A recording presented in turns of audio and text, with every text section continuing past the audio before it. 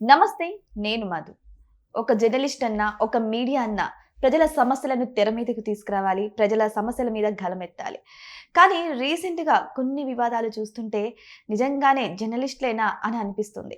కానీ ఈ వివాదం కూడా అలాగే ఉంది. ఒక అదే కోవా బన్ అమ్ముకునే వ్యక్తి మీద జరిగినటువంటి ఇటువంటి ఒక చిన్న చర్య వల్ల నిజంగానే ప్రజల్లో నెగటివిటీ ఎక్కువగా స్ప్రెడ్ అయ్యే ప్రమాదం కూడా ఉంది. అసలు ఏం జరిగింది? ఈరోజు మనం తెలుసుకుందాం.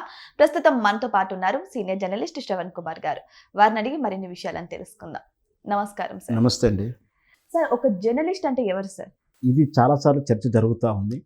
ఇప్పుడు జరుగుతున్న తీరుకు ఏదో కోవా బన్ విషయంలో కానీ ఇంకా చాలా విషయాల్లో కూడా ఇప్పుడు యూట్యూబర్స్ అన్నా, యూట్యూబ్ ఛానల్స్ అన్నా, యూట్యూబ్ జర్నలిస్ట్ అంటే ఏవగింపు వచ్చేలా ఉంది. గతంలో రేవంత్ రెడ్డి గారు చాలాసార్లు కూడా విమర్శించే తీరు మనం చూసాం.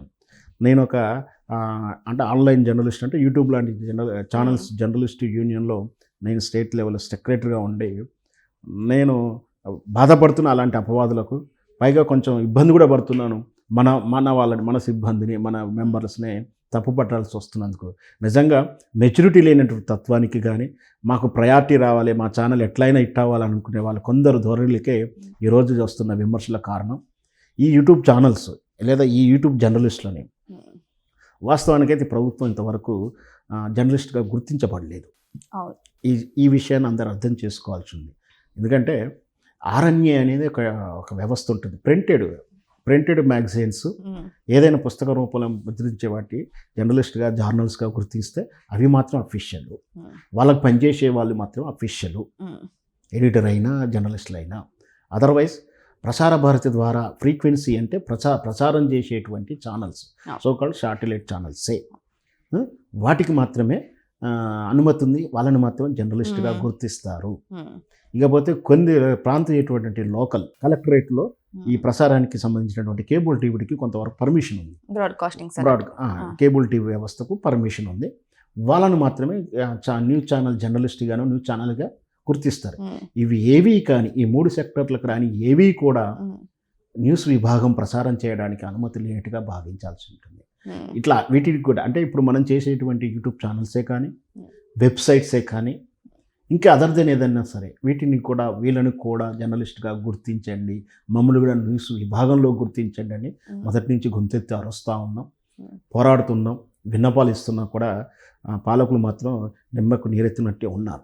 ఈ తరుణంలోనే ఇంత హార్డ్ పీరియడ్లో మన మీద ఇట్లాంటి విమర్శలు రావడం కేవలం ప్రాపగండంతో ఈ ఛానల్ని ఎదిగించుకోవాలనో లేకపోతే మా పై ప్రఖ్యాతులు ఉండాలనుకునే సమస్యను ప్రశ్నించడం తప్పు లేదు. జర్నలిస్టుగా చేయాల్సింది అంటే ఒక సమస్యను వెలుగులోకి తేవాలి, ఒక స్కామ్ని వెలుగులోకి తేవాలి. ఇవన్నీ కూడా విత్ ఆధారాలు, సాక్ష్యాలతో. నువ్వు సాక్ష్యాలను ప్రసారం చేయాల్సిన అవసరం లేదు, బట్ నీ దగ్గర ఉండాలి. నువ్వు ప్రశ్నించినప్పుడు చూపించగలగాలి. అంటే వీటి సమస్యలను ఎండార్స్ చేస్తూ అంటే వెలుగులోకి తెస్తూ ఈ సమస్యల పరిష్కారం ఏంటో కూడా అటువైపు నీ స్టోరీని ప్రజెంట్ చేయాలి. అంటే ఈ మున్సిపల్ సిబ్బంది ఈ కాలువలు రిప్రజెంట్ చేయాల్సి ఉంది, మున్సిపల్ సిబ్బంది ఏం చేస్తున్నారు ప్రశ్నిస్తూ ఈ విషయాన్ని మున్సిపల్ సిబ్బందులకు తెలియజేసేలా ఉండాలి. లేదు అంటే నువ్వు ఇంకొక రకమైన వ్యాపారం ఇంకోటి కూడా చేయొచ్చు. ఆ మున్సిపల్ సిబ్బందితోటో ఉదాహరణకు చెప్పింది వాళ్ళ అంటే ప్రభుత్వ యంత్రాంగంతో కలిసి నువ్వు ఆపరేషన్ చేయాలి. నువ్వు కలిసి వెళ్ళి దాన్ని వెలుగులోకి తేవాలి. ఎమ్మటే మీరు రైట్ చేయండి, పలకాన ఏదో గుడంబా జరుగుతుంది అనుకుందాం, అక్కడ నువ్వు వెళ్ళి చెయ్యి. ఏమంటే పోలీసులు కూడా ఎండార్స్ చేసుకుని నువ్వు వెంటనే పోలీసుతో అటాక్ చేయొచ్చు.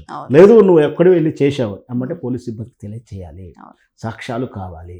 ఇవేవి లేకుండా ఎక్కడో ఎవరో ఏ కోవాల్లో ఏ బన్నులో ఏదో కలిపారని, ఎక్కడో ఏదో సమోసాలో కలిపారని చెప్పి ఇతను నిందితుడిగా చూడడం, ఇతని మీద ఆరోపణ లేకుండా ఇతను సస్పెక్టెడ్ చేస్తూ ఒక్కసారిగా దాడి చేసేసి అతను భయాందోళన గురి చేశాడు. నువ్వు అనుమానించడం నేను తప్పు పట్టాను. సదరు ఛానల్ వాళ్ళు ఆ బన్ను సస్పెక్టెడ్ చేసి ఉండొచ్చు, కానీ నేను ప్రశ్నించిన తీరు ఏవహింపుగా ఉంది, మానవీయ అవమానీయంగా ఉంది, మానవత్వం లోపించిన తత్వాన్ని అడుగు చూపిస్తూ ఉంది. దాంతో యూట్యూబర్లని ఇష్టం వచ్చినట్టు తిడతా ఉంటే మాకు ఆందోళనగా, బాధగా అనిపిస్తూ ఉంది. కానీ సార్, రోడ్డు మీద అమ్మేటువంటి ఒక కోవా బన్ అనేది ఒక 10 రూపాయలు. అది ఆ బన్నులో కూడా మనం క్వాలిటీ అవి వెతుకుంటే ఒక 100 రూపాయలు పెట్టాలి సార్. సో నచ్చిన వాళ్ళు తింటారు, లేకపోతే లేదు. దాని గురించి ఇంత ఇష్యూ చేయాల్సిన అవసరం. యాక్చువల్గా సదరు రిపోర్టర్ కానీ ఆ వ్యవస్థ కానీ ఎవరైతే ఉన్నారో వాళ్ళకి హాఫ్ నాలెడ్జ్ ఉందని నేను అనుకుంటున్నాను. ఫుడ్ పదార్థాల మీద, ప్యాకింగ్ మీద ఎక్స్పైరీ డేట్ చూపు, ఈయనే ఒక మేధావి అయినట్టు, తెలివిగల్లవాడైనట్టు, ఈయనకి ఏదో చట్టాలు తెలిసినట్టుగా రుబాబ్ చేస్తున్నాడు. అదే ఒక స్టార్ హోటల్కి వెళ్ళి ఇప్పుడే నేను అదే చెప్తున్నా, వాళ్ళు ఏదో సస్పెక్ట్ చేసిన ముస్లిం క్యాండిడేట్ హోటల్ మేనేజ్మెంట్స్ ఉన్నాయి, పెద్ద కంపెనీలు ఉన్నాయి, మనందరికీ తెలిసి వాస్తవం వాళ్ళ పేర్లు చెప్పడానికి అవకాశం లేదు, మనం చెప్పకూడదు. అట్లాంటి పెద్ద స్టార్ హోటళ్ళకు వెళ్ళి వీళ్ళు ఆపరేషన్ చేయగలరా? దమ్ముందా? ప్రశ్నించగలుగుతారా? ఏదో అమాయకుని పట్టేసుకొని వాస్తవానికి ఏదైతే సంస్థ అడిగిందో, ఏదైతే విలేకరు అడిగారో ఆయనకు నేను స్పష్టంగా చెప్తున్నాను, ఏదైతే ప్యాకుడు వేసి బ్రాండ్ వేసుకున్నావో దానికి ఖచ్చితంగా అనుమతి ఉండాలి. మళ్ళీ స్పష్టంగా చెప్తున్నా, మీరు పంపేటువంటి ఫుడ్ సేఫ్టీ కిందకి వచ్చే పదార్థాలు ఏవైనా సరే ప్యాక్ చేసి బ్రాండ్ పెట్టి నువ్వు అమ్మకం చేస్తుంటే దానికి పర్మిషన్స్ ఉండాలి. స్పష్టంగా అర్థం కావాలంటే, నువ్వు వాటర్ బాటిల్ ఈ మధ్యకాలంలో లోకల్గా అమ్ముతుంటారు, సీల్ చేయరు. మీరు చూసారో చూడలేదు, చాలా కొన్ని దిక్కులో సీల్ చేయరు, చేస్తారు, సీల్ చేయము. మరి ఎందుకు సీల్ చేస్తలేరంటే, సీల్ చేసి పర్మిషన్ తీసుకోవాలని చెప్పాడు ఒక ఆయన. అర్థమైందండి? సీల్ చేసామనుకో, క్యాప్ చేసి సీల్ చేసామంటే పర్మిషన్ ఉండాలండి. నాకు అక్కర్లేదు, సీల్ లేకున్నా నన్ను నమ్మి తీసుకునే వాళ్ళు తీసుకుంటారని ఒక వాటర్ సప్లై అమ్మకం బ్రాండెడ్ చెప్పాడు ఆయన. సో అట్లా పర్మిషన్స్ ఉన్నాయి, అవేం తెలియదు. ఎవరికైనా ఏదో ఈగలు అలుతాయనో, జాగ్రత్త కోసమే కదా ఈగలు అలుతాయనో, లేదా ఒక 10 ప్యాక్ ఉండాలని ప్యాక్ చేసాడు. దాని మీద ఎక్స్పైరీ డేట్లు అడుగుతున్నావే, ఎక్స్పైరీ డేట్లు ఉన్నటువంటి ఎన్నో ఆహార పదార్థాల మీద నువ్వు చేస్తుంది ఏమిటి? జరుగుతున్న మెడికల్ మాఫియా మీద నువ్వు స్టోరీ చేసావా? మరి హిందుత్వం మీద చేస్తాను, హిందుత్వం మీద చెయ్యి, ఇందులో చైతన్యం చేయాలి, నువ్వు పోలరైజ్ చేయడం కాదు కదా. సో అట్లా బూర్జువా పట్టినటువంటి ఈ ఆలోచనలు ఇలా వీళ్ళే ఛానళ్ళు పెట్టేసుకొని వాళ్ళే ఆదేశాలు ఇస్తూ, వాళ్ళే ఆజ్ఞలు ఇస్తూ, వాళ్ళే రౌడీ దర్బార్లు నిర్వహిస్తూ, ఛానల్లో కూర్చొని లైవ్లు మాట్లాడుతూ ఆఫీసర్లకు, పోలీసులకు, అధికారులకు ధమ్కీలు ఇస్తూ, వీళ్ళే పక్కన కూర్చోబెట్టుకొని కొట్టడాలు, ఆరాధీయడాలు, ఎంక్వైరీ చేయడం, విచారించడం, ఎంక్వైరీలు చేయడం, ప్రాపగండం చేయడం, పోలరైజ్ చేయడం, ట్రాక్లోకి లాక్కోవడం, ఇవన్నీ సొంతంగా వాళ్ళే జడ్జీలు, వాళ్ళే జడ్జిమెంట్లు ఇస్తున్న తీరు చాలా సందర్భాల్లో చూస్తున్నాం. అట్లాంటి వాళ్ళ వల్లనే యూట్యూబ్ వ్యవస్థకు బ్యాడ్ నేమ్ వస్తూ ఉంది.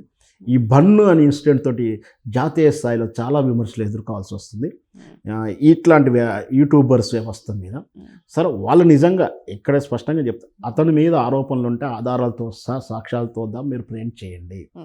ఎక్కడో పురుగులు పట్టాయని, ఎక్కడో కల్తీ చేశారని, ఎక్కడో ఏదో కెమికల్ కలిపి అమ్ముతున్నారని అన్నప్పుడు నువ్వు వాటిని పట్టి పరీక్షకు పంపించాలి, ధమ్కీలు ఇవ్వడం కాదు. నువ్వు ఆ బన్నులో కెమికల్ షాంపూ, ఇప్పుడు లడ్డు మీద ఆరోపణలు వచ్చాయి, దాని మీద ఎంక్వైరీ కమిషన్, అది కదా జర్నలిజం, అది కదా తీరు.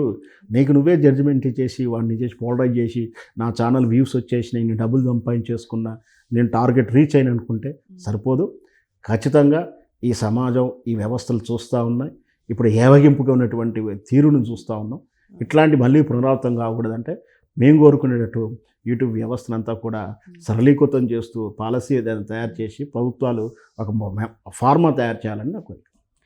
సో ఏదేమైనా సరే ప్రశ్నించాలంటే, అంటే తప్పు జరిగితే ప్రశ్నించేది సామాన్య ప్రజలే కాదు, జర్నలిస్టులైనా లేకపోతే నార్మల్ ప్రజలైనా ఎవరైనా సరే తప్పు జరిగితే ప్రశ్నించవచ్చు, అది వారి బాధ్యత. అంతే కదా అని చెప్పేసి ఇచ్చిన అధికారాన్ని దుర్వినియోగం చేసుకుంటే ఇటువంటి పరిస్థితులు ఎదుర్కొంటాయి. మరి వెయిట్ చేసి చూద్దాం, మరి రానున్న రోజుల్లో ఈ ఇష్యూ ఎంత ప్రాముఖ్యతను సంతరించుకుంటుందా అని. Thank you so much. Thank you sir. Thank you.